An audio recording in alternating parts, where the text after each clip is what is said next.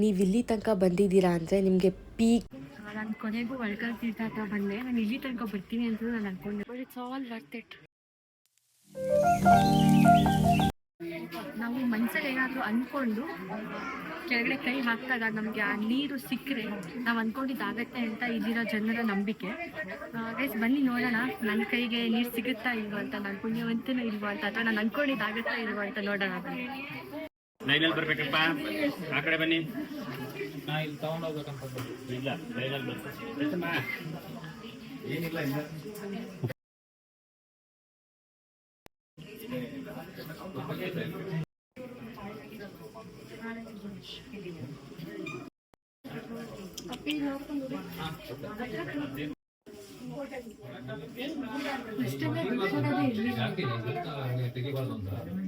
Q ಏನು ಕಾಣಿಸ್ತಾ ಇದೆ, ಈ ಒಂದು ಜಾಗದಲ್ಲಿ ನಮಗೆ ನಿಂತ್ಕೊಳ್ಳೋಕ್ಕೂ ಆಗ್ತಿರಲಿಲ್ಲ. ಉಸಿರುಗಟ್ಟ ಸಿಚುವೇಶನ್ ಆಗಿತ್ತು. ಬಟ್ ದೇವ್ರ ದರ್ಶನ ಆದ ತಕ್ಷಣ ಅದೆಲ್ಲನೂ ನೆನಪಾಡ್ತು.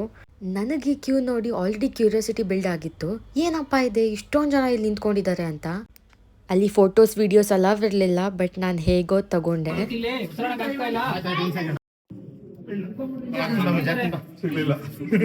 ಗೈಸ್ ನೀವು ನೋಡ್ತಾ ಇರ್ಬೋದು, ಇವ್ರು ಸಿಗ್ಲಿಲ್ಲ ಅಂತ ಹೇಳಿದರು. ಇವರು ಕೂಡ ತುಂಬ ಟ್ರೈ ಮಾಡಿದರು, ಬಟ್ ಇವ್ರಿಗೂ ಆ್ಯಕ್ಚುಲಿ ನೀರು ಸಿಗಲಿಲ್ಲ. ಇದಾದಮೇಲೆ ಏನು ಇವ್ರು ಬಂದ್ರಲ್ಲ, ಇವ್ರು ಟ್ರೈ ಮಾಡಿದಾಗ ಇವ್ರಿಗೆ ಆ್ಯಕ್ಚುಲಿ ಅಲ್ಲಿ ನೀರು ಸಿಕ್ತು.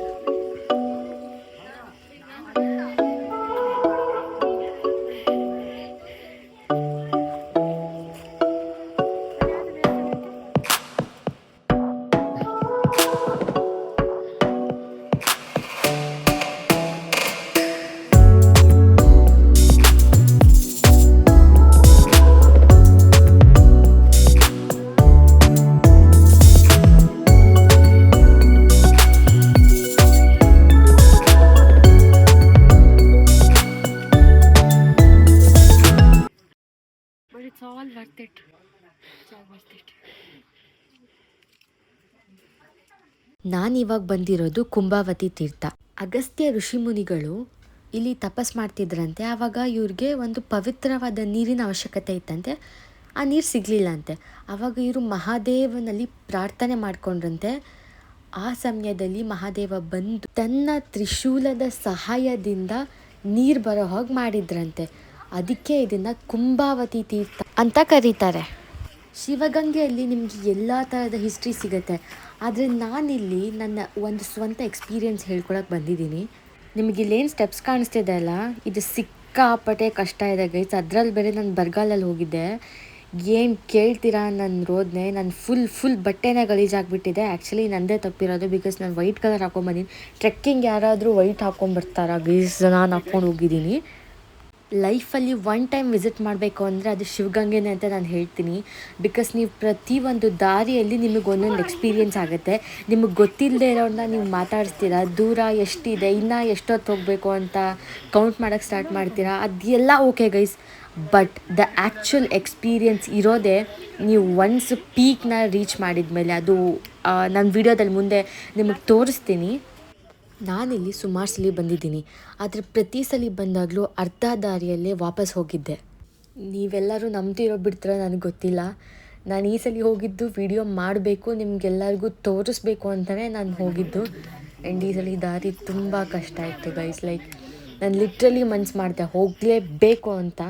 ನಾನು ಲೈಕ್ ಏನು ಈ ವಿಡಿಯೋ ಮಾಡಬೇಕು ಅಂತ ಏನು ಪ್ಲ್ಯಾನ್ ಮಾಡಿದಾಗಿಂದನೂ ನಾನು ಅಂದ್ಕೊಂಡಿದ್ದು ಒಂದೇ, ಆಡಿಯನ್ಸಿಗೆ ಅದೇನು ಪೀಕ್ ಇದೆ ಅದು ತೋರಿಸ್ಬೇಕು.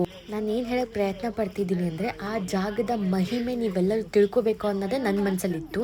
ಯಾಕಂದರೆ ಎಷ್ಟೋ ಜನಕ್ಕೆ ಈ ಜಾಗದ ಮಹಿಮೆ ಗೊತ್ತಿಲ್ಲ. ಅದು ಯಂಗ್ಸ್ಟರ್ಸ್, ನಾವು ಯಂಗ್ ಇದ್ದಾಗ ಮಾತ್ರ ಇಲ್ಲಿ ಹತ್ತಕ್ಕೆ ಸಾಧ್ಯ. ಏಜ್ ಆದಮೇಲೆ ಬರ್ತೀವಿ ಅಂದರೆ ಆಗೋದಿಲ್ಲ.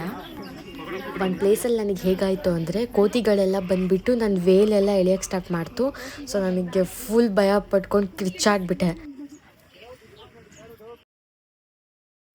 ನೀವು ಇಲ್ಲಿ ತನಕ ಬಂದಿದ್ದೀರಾ ಅಂದರೆ ನಿಮಗೆ ಪೀಕ್ ಹತ್ತಕ್ಕೆ ನಿಮಗೆ ತುಂಬ ಹತ್ತಿರ ಇದ್ದೀರಾ ಅಂತ ಅರ್ಥ.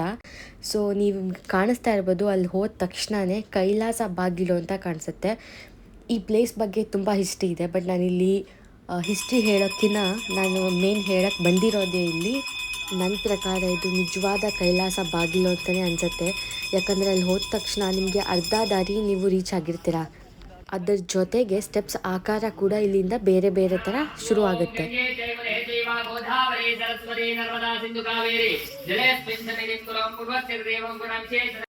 ನಾನು ಆ್ಯಕ್ಚುಲಾಗಿ ನಿಮಗೆ ತೋರಿಸ್ಬೇಕಂತಿದ್ದಿದ್ದೆ ನಾನು ಅಲ್ಲಿ ನಂದಿ ಹತ್ರ ಹೋಗಿರೋದು. ಬಟ್ ನನಗೆ ಯಾವ ರೇಂಜಿಗೆ ಇದಾಗ್ಬಿಟ್ಟಿತ್ತು ಅಂದರೆ ನನಗೆ ಅಷ್ಟು ಪೇಷನ್ಸ್ ಇರಲಿಲ್ಲ ವಿಡಿಯೋ ಮಾಡೋಷ್ಟು. ಆದರೂ ಒಂದು ಸ್ಮಾಲ್ ಕ್ಲಿಪ್ಪಿಂಗ್ ತೊಗೊಂಡಿದ್ದೀನಿ, ನೀವು ನೋಡ್ಬೋದು. ಗೈಸ್ ಅಲ್ಲಿ ನನಗೆ ಹತ್ತೋವಾಗಲೂ ಕೂಡ ತುಂಬ ಜನ ಹೇಳ್ತಾಯಿದ್ರು ಆ ಹೈಟ್ ನಮಗೆ ಭಯ ಆಗ್ತಿದೆ, ನಮಗೆ ಹತ್ತೋಕ್ಕಾಗ್ತಿಲ್ಲ ಅಂತ. ಎಷ್ಟೊಂದು ಜನ ಅರ್ಧ ದಾರಿಯಲ್ಲಿ ವಾಪಸ್ ಬರ್ತಿದ್ರು, ನನಗೆ ಹೋಗೋಕ್ಕಾಗುತ್ತೋ ಇಲ್ಲೋ ಅಂತ ನಾನು ಅಂದ್ಕೊಂಡಿದ್ದೆ.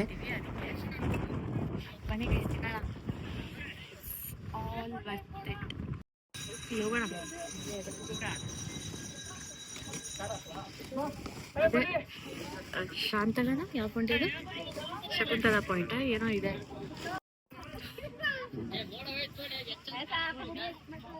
ಇಲ್ಲಿ ನೀವು ಏನು ನೋಡ್ತಾ ಇದ್ದೀರಾ, ಇದು ಶಾಂತಲಾ ಪಾಯಿಂಟ್. ವಿಷ್ಣುವರ್ಧನ ಹೆಂಡತಿ ಆದ ಶಾಂತಲಾ ಅವರಿಗೆ ಮಕ್ಕಳಾಗಿಲ್ಲ ಅನ್ನೋ ಕಾರಣಕ್ಕೆ ಸೂಸೈಡ್ ಮಾಡ್ಕೊಂಡ್ರಂತೆ. ಅದಕ್ಕೋಸ್ಕರ ಇದನ್ನ ಶಾಂತಲಾ ಪಾಯಿಂಟ್ ಅಂತ ಕರೀತಾರೆ. ನನ್ನ ಮುಖದಲ್ಲಿ ಆಲ್ರೆಡಿ ಖುಷಿ ನೀವು ನೋಡ್ತಾ ಇರ್ಬೋದು. ನನಗೆ ಇದ್ದಿದ್ದು ಒಂದೇ ಮೋಟಿವೇಶನ್ನು ವಿಡಿಯೋ ಮಾಡಬೇಕು ಅಂತ. ಅದಕ್ಕೋಸ್ಕರ ನಾನು ಮೇಲೆ ಹತ್ಕೊಂಡು ಹೋದೆ. ಅಲ್ಲಿರೋ ತುಂಬ ಜನ ಹೇಳ್ತಾಯಿದ್ರು ಆಗಲ್ಲ ಅಲ್ಲಿ ತನಕ ಹೋಗೋಕ್ಕೆ ಅಂತ. ಕೆಲವೊಬ್ಬರು ಡಿಮೋಟಿವೇಟ್ ಮಾಡ್ತಿದ್ರೆ ಇನ್ನು ಕೆಲವೊಬ್ಬರಿಂದ ಸಿಕ್ಕಾಪಟ್ಟೆ ಮೋಟಿವೇಶನ್ ಸಿಗ್ತಾಯಿತ್ತು. ಒಂದು ಫ್ಯಾಮ್ಲಿ ಬಂದಿತ್ತು, ಅಪ್ಪ ಅಮ್ಮ ಮತ್ತು ಮಗು ಅಂದರೆ ಸ್ವಲ್ಪ ಒಂದು 5 years ಇತ್ತು. ಅವ್ರನ್ನೆಲ್ಲ ನೋಡಿ ನಂಗೆ ಲಿಟ್ರಲಿ ಇನ್ಸ್ಪೈರ್ ಆಯಿತು. ಅವ್ರನ್ನ ಕೇಳಿದೆ ಆಂಟಿನ ಎಷ್ಟು ದೂರ ಇದೆ ಅಂತ. ಅವ್ರು ಅಂದರು ಅದನ್ನೆಲ್ಲ ನೋಡಬೇಡಮ್ಮ, ನೀನು ಸುಮ್ಮನೆ ಹತ್ತುತ್ತಾ ಇರು ಅಂತ. ನಂಗೆ ಅದೇ ದೊಡ್ಡ ಮೋಟಿವೇಶನ್ ಆಯಿತು. ಎಲ್ಲರಿಗೂ ನನ್ನ ವಿಡಿಯೋ ನೋಡಿದ್ದಕ್ಕೆ ಧನ್ಯವಾದಗಳು.